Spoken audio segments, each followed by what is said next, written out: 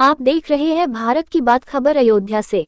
अयोध्या की एक बेटी के साथ हुआ अन्याय, लगा रही न्याय की गुहार, प्रशासन और नेताओं पर लगाए गंभीर आरोप। खबर अयोध्या से है, जहां अयोध्या की एक बेटी ने न्याय की गुहार लगाते हुए अपने साथ हुए अमानवीय कृत्य और प्रशासन की लापरवाही पर गंभीर सवाल उठाए हैं। पीड़िता ने शासन, प्रशासन, पुलिस और राजनीतिक दलों पर आरोप लगाते हुए कहा कि उसकी इज्जत तो लूटी ही गई, लेकिन उसके साथ न्याय का भी मजाक बनाया गया। पीड़िता ने बताया कि महिला थाने से उसे बार बार भगाया गया। अब उसने उच्च अधिकारियों के निर्देश पर FIR दर्ज कराई तो उसका प्रार्थना पत्र बदलकर कुछ और लिखवाया गया। जांच के दौरान हाई स्कूल की मार्कशीट और उसके बयान को विवेचना से गायब कर दिया गया। इसके बदले आरोपी की कक्षा 5 की मार्कशीट लगाकर उसे नाबालिग घोषित कर दिया गया। पीड़िता ने कहा कि अगर वह अमीर होती तो शायद उसे न्याय मिल जाता है, लेकिन उसकी गरीबी और दलित पहचान उसके लिए न्याय पाने में बाधा बन गई। उसने प्रशासन पर आरोप लगाया कि मामले में जिन आरोपियों को जेल भेजा जाना चाहिए था, उनमें से 2 पर केवल हल्का चालान किया गया और 1 को नाबालिग दिखा दिया गया। सभी राजनीतिक दलों पर सवाल उठाए।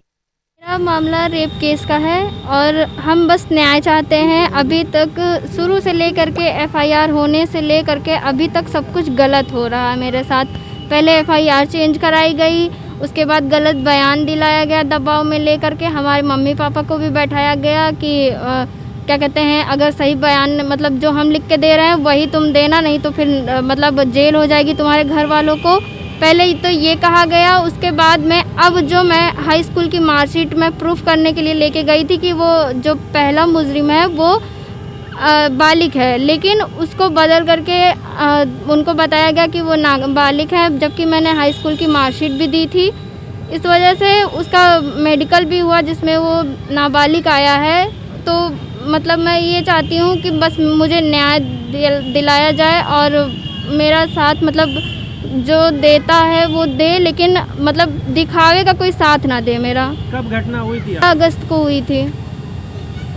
वंश चौधरी उसमें कई हैं, वो शहादतगंज के हैं। अच्छा। कैसे आपको मुलाकात हुई थी?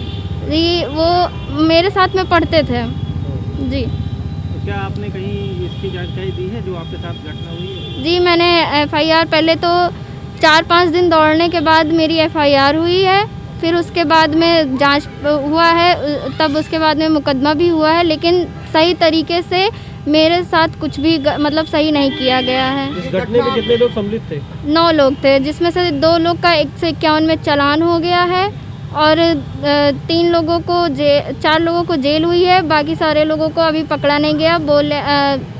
पुलिस प्रशासन ने बोला कि लोगों को हम पहचान नहीं पा रहे हैं। तो ये नहीं, ये अलग अलग दिन पे हुई थी जी। ये 16 तारीख को जब हुई थी तब 25 को भी यही सब घटना हुई थी, जो कि मारने पे भी मुझे आ गए थे। वो लोग मारना चाहते थे, सरयू घाट तक लेके गए थे, वहाँ पे भी वो लोग मारना चाहते थे, लेकिन वहाँ से फिर मैं भाग गई, वहाँ से बच के आई हूँ। कैसे लेके गए थे? बाइक से। ये रेप की जो घटना हुई आपके एक साथ, बार जैसे घटना हो गई, घटना होने के बाद आपको जो है उनके साथ जाने की क्या आवश्यकता पड़ी? आवश्यकता नहीं थी जाने की फिलहाल कोई भी, लेकिन उन लोगों के पास मेरा वीडियो था। वो लोग मुझे ब्लैकमेल करते थे, फ़ोन करके मुझे डराते धमकाते भी थे। कल मुख्यमंत्री आएंगे, क्या आप मिल्कीपुर जाएंगे? जी, मैं बिल्कुल जाऊंगी। अगर मुझे मिलने दिया जाएगा तो मैं ज़रूर जाऊंगी। तो प्रशासन से क्या मांग करेंगे? मैं प्रशासन से बस अपने न्याय की मांग करती हूँ और मुझे मेरी पढ़ाई के लिए मतलब मैं पढ़ना चाहती हूँ और बस उसका खर्चा मतलब प्रशासन देखे, बस मैं इतना चाहती हूँ। बाकी मुझे जो विपक्षी के घर वाले हैं वो लोग भी मुझे ऊपर दबाव बनाते हैं कि केस वापस कर लें, नहीं तो फिर मार दिए जाएंगे, या मतलब ऐसी सब सारी धमकियाँ देते हैं। तो प्रशासन ने क्या कार्रवाई कुछ किया? आप कहाँ के रहने? सोहावल की। प्रशासन ने कुछ कहा है अभी इसके बारे में? प्रश्न मेरा कोई और है। भाजपा का कोई नेता? नहीं, भाजपा के एक नेता के पास गई थी, उन्होंने कहा हमारे पार्टी के लोग हैं, ऐसे वैसे लोगों को हमारे पास मत लाया करो। और सपा में गई थी तो वो भी अपना बयान दिए, पता नहीं क्या क्या बोले कि मैं मदद करूंगा या कुछ भी करूंगा। फिर उसी दिन के बाद वो लोग आज तक मुझे पूछने तक नहीं आए कि तुम हो भी या नहीं हो। आपकी एज कितनी है? मेरी एज 20 है।